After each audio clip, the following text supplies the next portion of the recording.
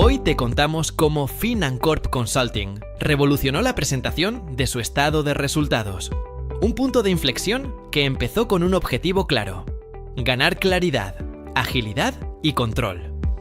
Lo primero fue el diseño.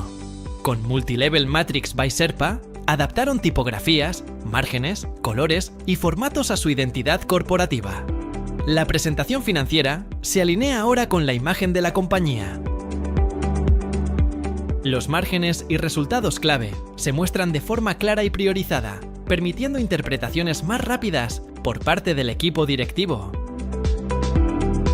La información se organiza en bloques visuales, lo que facilita tanto la lectura como el análisis, incluso en estructuras financieras complejas.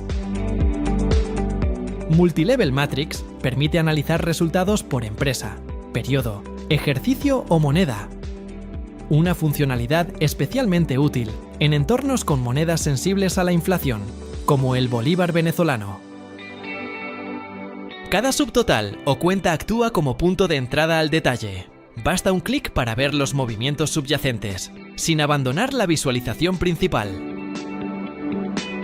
Multilevel Matrix by Sherpa.